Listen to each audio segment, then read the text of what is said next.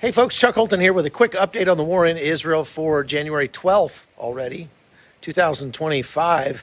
The fighting has really ramped up in Gaza. As a matter of fact, the IDF lost 4 soldiers yesterday to a roadside bomb there, and that brings the total number of soldiers killed since the invasion of Gaza to 400. That's a bad milestone nobody wanted to hit, and 835 since the beginning of the war. That is indicative of the amount of fighting that's been going on in Gaza in recent days. The IDF managed to recover the bodies of 2 of the hostages, and that brings the total that's left in Gaza to 98, of which they believe about 60% might still be alive, but they're not really sure because in the negotiations with Hamas says they just can't find the hostages now, and more than about 12 of them.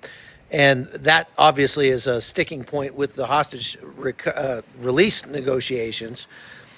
In those negotiations, the IDF is taking a page from the Trump train and is saying that all of the hostages had better be released by the 20th of January, or they will make destroying Hamas an objective. I thought that was their objective all along, so I'm not sure what they mean by that. But they are very serious about trying to get some of their hostages back in the near future. They say they are close on hostage negotiations, although Hamas is trying to require that they pull out of the Philadelphia corridor. That's not going to happen, so we'll see how that goes. In Yemen, the Yemeni army forces, this is not the Houthis, has started fighting against the Houthis. You remember I reported that there are some U.S. troops in Yemen that are helping to train those forces.